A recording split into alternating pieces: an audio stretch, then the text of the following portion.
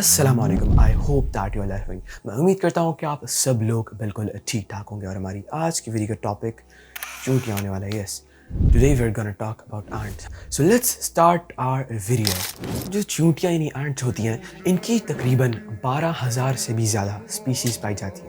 बाकी ऑर्गेनिजम्स की तरह चूंटियों के भी दो जेंडर्स होते हैं, या तो वो मेल होती हैं या वो फीमेल होती हैं। अक्सर मेल एंट्स होती हैं यानी मेल चूंटियाँ होती हैं, इनके पास पर होते हैं, और कुछ ऐसी भी मेल चूंटियाँ होती हैं जिनके पर नहीं होते। लेकिन जिनके पास पर नहीं होते ये पूरा साल अपनी कॉलोनीज या अपने नेस्ट में रहती हैं और इनसे बाहर नहीं आती। ना ये विंगलेस मेल एंट्स बाहर खुराक की तलाश के लिए निकलती हैं, ना ही लार्वा या चींटियों के बच्चों और अंडों की केयर करने में काम करते हैं।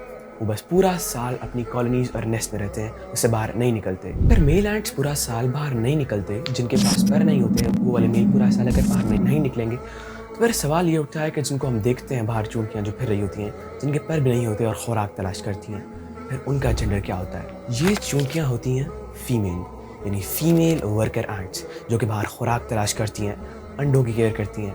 ये सारी फीमेल वर्कर एंट्स होती हैं, इनमें से कोई भी मेल नहीं होता। लेकिन ये बात याद रखें, ये उड़ नहीं सकती। चुनाचे हमारा कंक्लूजन अब ये निकलता है, जो विंगलेस वर्कर एंट्स होती हैं, यानी कि जिनके पास पर भी नहीं होते और वो खुराक तलाश करती हैं और मुख्तलिफ़ किस्म के काम करती हैं, ड्यूटीज़ करती हैं अपनी कॉलोनी के लिए, ये फ़ीमेल होती हैं।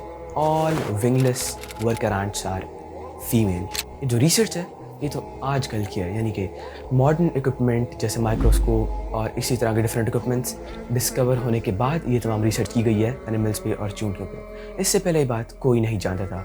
No one knew what is the gender of these ants. लेकिन क्या आप जानते हैं कि आज से बहुत अरसा पहले कुरान में बात पोर्ट्रे की गई है? If you don't believe me, let's listen to the verse. ये है 27th चैप्टर की 18th वर्स, यानी 27th सूरा की 18वीं आयत। तो चलिए इसको सुनते हैं। أتوا على واد النمل قالت نملة يا أيها النمل ادخلوا مساكنكم لا يحطمنكم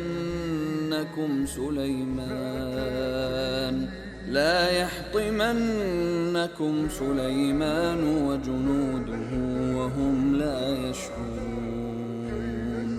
کو دیکھ لیا، اب اس آیت میں ذرا غور کریں، یعنی کہ جتنی بھی چونٹیاں ہیں ان کو حکم دیا جا رہا ہے کہ وہ اپنے نیسٹس میں جائیں، یعنی اپنی کالونیز میں چلے جائیں، اپنے گھروں میں زمین کے نیچے چلے جائیں۔ یعنی کہ یہ چونٹیاں اڑ نہیں سکتی اور ان کے پر نہیں ہیں، کیونکہ انہیں اڑنے کا حکم نہیں دیا گیا، اپنی نیچے کالونیز میں جانے کا حکم دیا گیا۔ مطلب زمین سے باہر ہیں، نیسٹ سے باہر ہیں، یعنی کہ یہ ورکر اینٹس ہیں، یعنی کام کرنے والی چونٹیاں، اور ان کے پر بھی نہیں ہیں، یعنی کہ یہ ونگ لیس ورکر اینٹس ہیں جو کہ اپنے گھروں سے باہر ہیں۔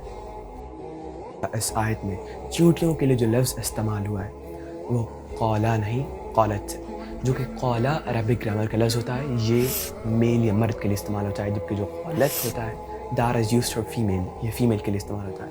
اور اس آیت میں قرآن نے قولا نہیں بلکہ قالت یوز۔ ہم نے بات ڈسکس کی کہ جو اس آیت میں بات ہو رہی ہے ورکر ونگلیس اینٹس کی ہو رہی ہے، جو کہ ہمیشہ فیمیل ہوتی ہیں۔ تو اب سوال تو یہ اٹھتا ہے کہ آج سے اتنے سال پہلے، 14 صدیاں پہلے، تو نہ مائکروسکوپ تھی نہ کوئی ماڈرن اکوپمنٹ تھی کہ بندہ بایولوجیکل ریسرچ کر سکے ان جانوروں پہ اور ان کے جینڈرز کو دیکھ سکے۔ اس وقت تک تو کوئی جینڈر سے جانتا بھی نہیں تھا چونٹیوں کے یا کسی بھی آرگنزم کے اس حد تک جو چھوٹا ہو۔ بٹ پھر بھی اس کے باوجود اتنی پرفیکٹ ڈپکشن انسانی طور پر ممکن نہیں ہو سکتی، وہ بھی آج سے 14 صدیاں پہلے، جبکہ عرب کے ریگستانوں میں اس وقت کچھ نہیں تھا، سائنس کے فاؤنڈیشنز یہ کچھ بھی نہیں تھا، بٹ اسٹل اتنی پرفیکشن اس آیت میں، that is not humanly possible. یہ صرف اللہ یا پھر گاڈ کی دی ہوئی ڈسکرپشنز ہی ہو سکتی ہیں، and there is no other answer to this question than this. میں امید کرتا ہوں کہ آپ کو ہماری ویڈیو سے کچھ سمجھنے اور سیکھنے کو ملا ہوگا۔ Don't forget to like, subscribe and share our video with your friends.